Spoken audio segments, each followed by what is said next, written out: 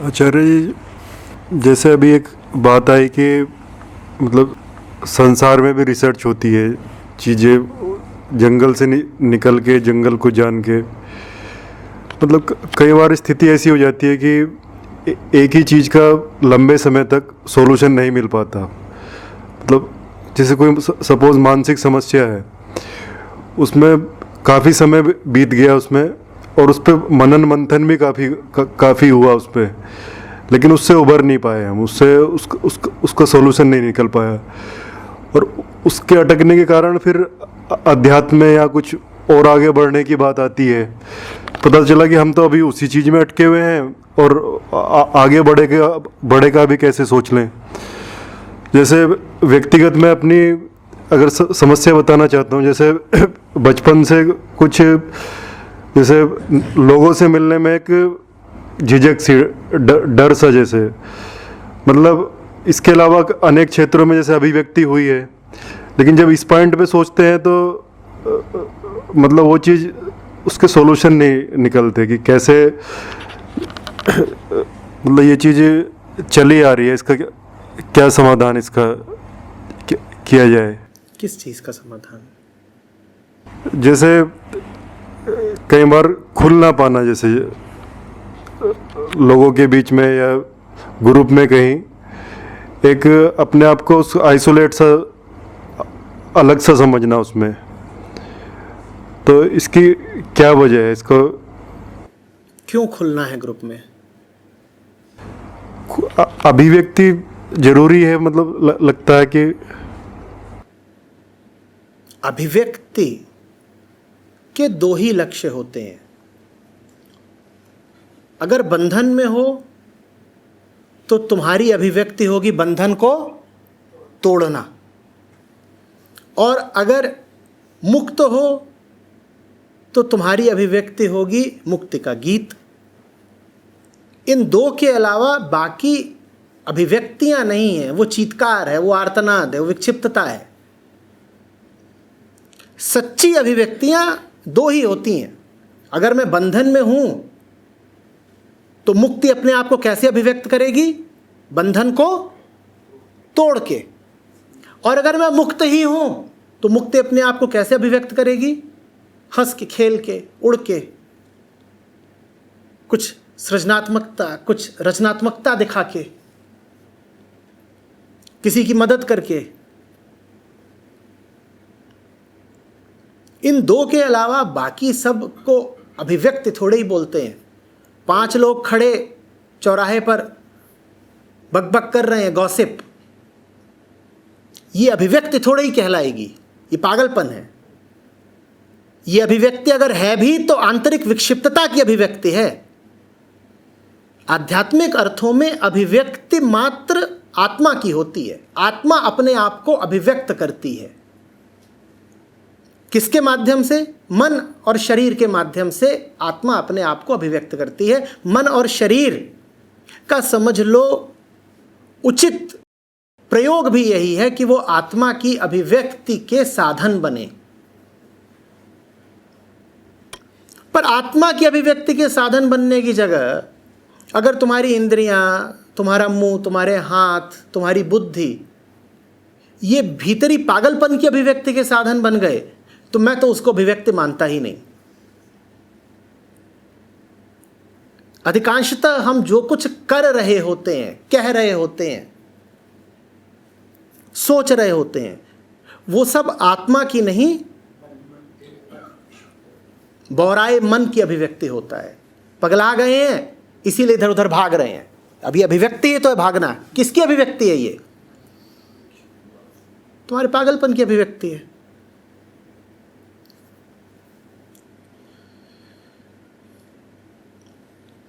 क्यों अभिव्यक्त करना है? मुक्ति मिल जाएगी।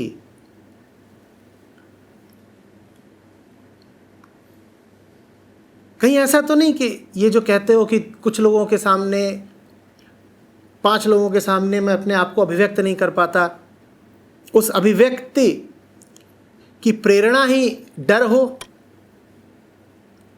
उस अभिव्यक्ति की प्रेरणा में ही लालच हो कि ये 5 लोग हैं इनके सामने अगर मैं भी कुछ बातचीत करूँगा तो मुझे भी कुछ लाभ हो जाएगा, जान पहचान बढ़ेगी, बाद में लोग काम आएंगे। अधिकांशतः तो लोग इसी नाते दूसरों से मिलते जुलते हैं। त्योहार आए, अभिव्यक्तियां ही अभिव्यक्तियां चल रही हैं। जी शुभ हो, जी बधाई हो, जी मुबारक हो, आपको काजू दिए, आपको बादाम दिए। खूब अभिव्यक्तियां होती हैं कि नहीं? पुरुष जाते हैं स्त्रियों के पास, स्त्रियां जाती हैं पुरुषों के पास, वो अपने आप को अभिव्यक्त करते हैं।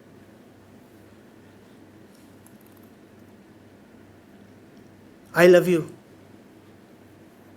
अब ये कोई निस्वार्थ अभिव्यक्ति तो है नहीं, ये कोई आत्मा का प्राकट्य तो है नहीं। आई लव यू थोड़ी बोलने के थोड़ी देर बाद बोलेंगे कैन वी मेक आउट, लो हो गई अभिव्यक्ति। और उसके थोड़ी देर बाद और बढ़िया शारीरिक अभिव्यक्ति भी देख लेना।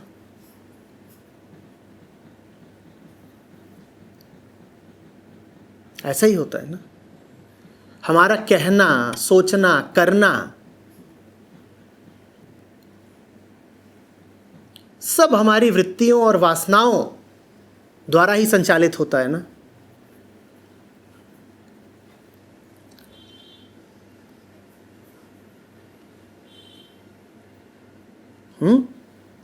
कभी निरुद्देश्य किसी से जाके 2 अक्षर बातचीत करी है क्या?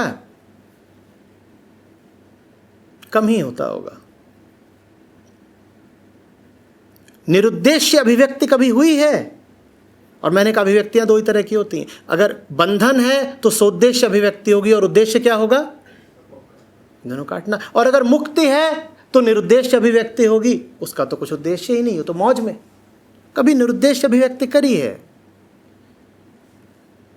हमारी अभिव्यक्ति सोद्देश्य होती है और उद्देश्य भी गड़बड़ होता है।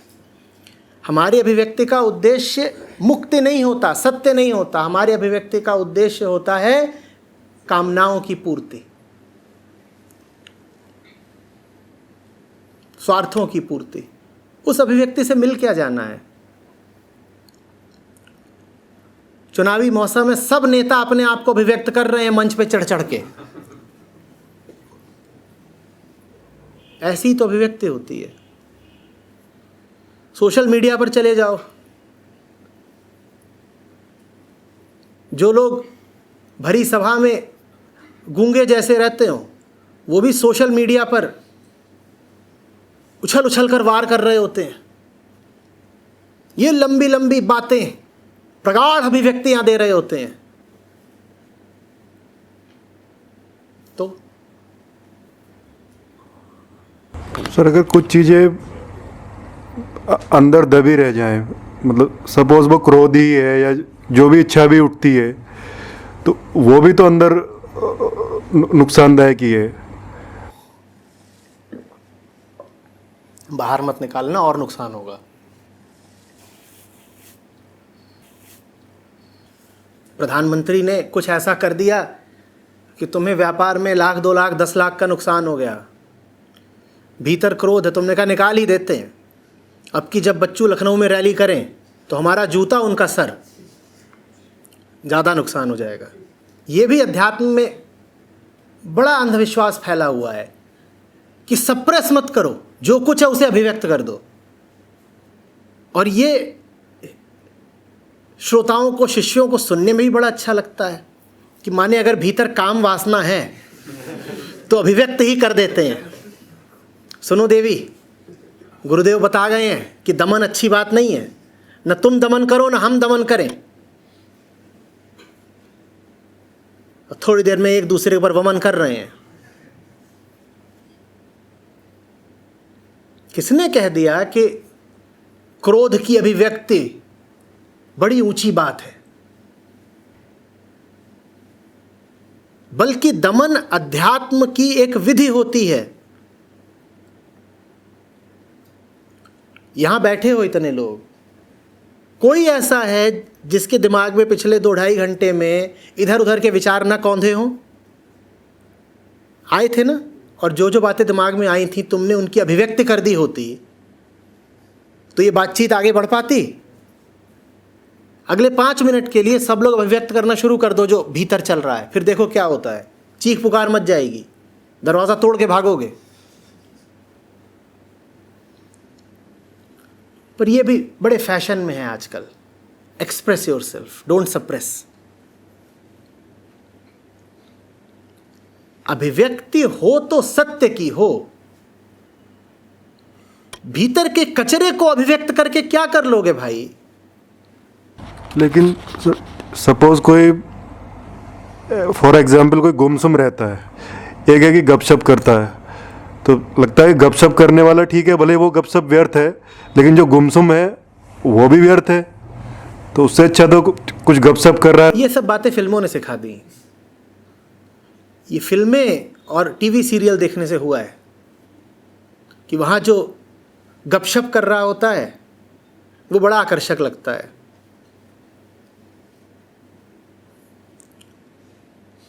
क्यूट लगता है ना, बक बक बक बक, मुंहफट, आलिया भट्ट। नहीं, अभी उसका जो चरित्र था, वो जो पिक्चर आई थी क्या, जिसमें रैपिंग हो रही थी, गली बॉय, तो वो बड़ा अच्छा लगता है कि है कोई लड़की जो बोले ही जा रही है, बोले ही जा रही है। क्या अभिव्यक्ति है, बोले ही जा रही है, बोले ही जा रही है।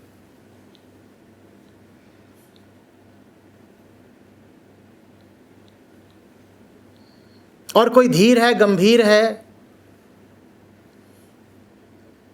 तो उसको कह देते हैं कि इसके साथ ज़रूर कुछ गड़बड़ है, डिप्रेशन में है लगता है।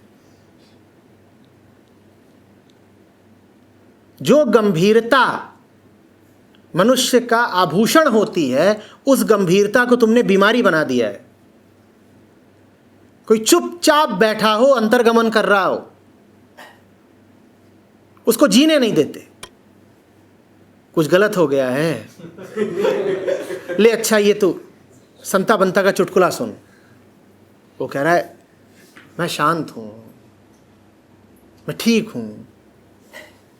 कह रहे नहीं नहीं नहीं, तू बड़ा गुमसुम और उदास है, ले सिगरेट पी। और तब भी ना माने तो 2-4 दोस्त बुलाए जाएंगे कि भाई को कुछ हो गया है, और सब मिलके जबरदस्ती उसके मुंह में बियर ठूस देंगे।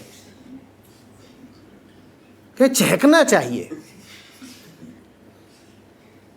गुरुओं ने भी बताया है और बाजार के विज्ञापनों ने भी समझाया है कि पुष्प की तरह खिलना चाहिए और कौवे की तरह चहकना चाहिए। हर समय कांव कांव ही करते रहो।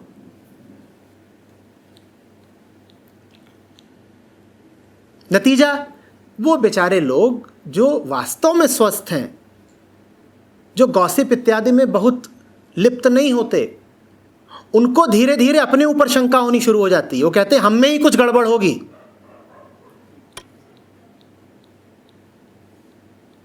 हम चुप रहते हैं तो लगता है हम में ही कोई खोट है, क्योंकि बाकी सब तो बकवास करे ही जा रहे हैं, करे ही जा रहे हैं, और जितनी बकवास कर रहा है वो उतना हंसमुख कहला रहा है। उसको माना जा रहा है कि इसकी जिंदगी तो बड़ी खुशहाल है।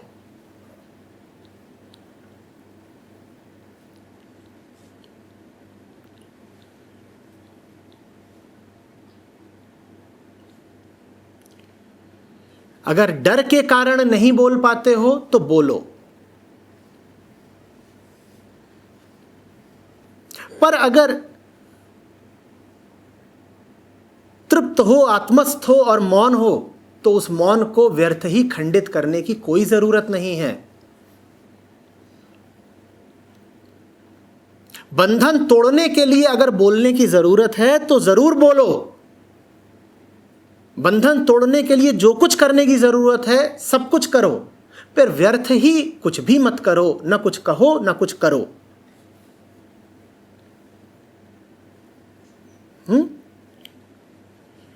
मौन अपराध नहीं है।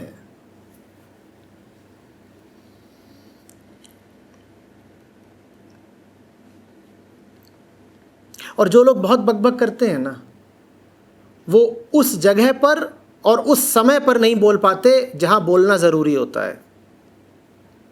ये जांच के देख लेना। बल्कि जो चुप रहता हो उसकी संभावना ज़्यादा है कि जब असली अभिव्यक्ति का मौका आएगा तब यही बोल के दिखाएगा। और इधर उधर के बातूनी बकवादी लोग, ये जब असली चुनौती सामने आती है तो इन्हें सांप सूंघ जाता है, फिर कुछ नहीं बोलेंगे।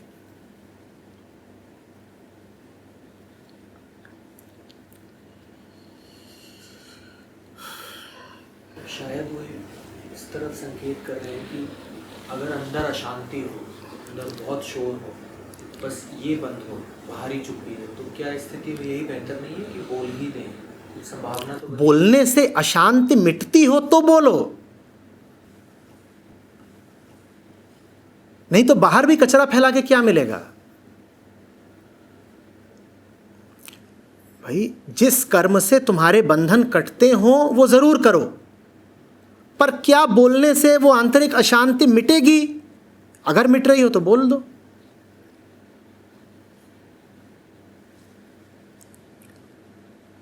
अधिकांशतः यही पाओगे कि आंतरिक अशांति बोलने से नहीं, समझने से मिटती है।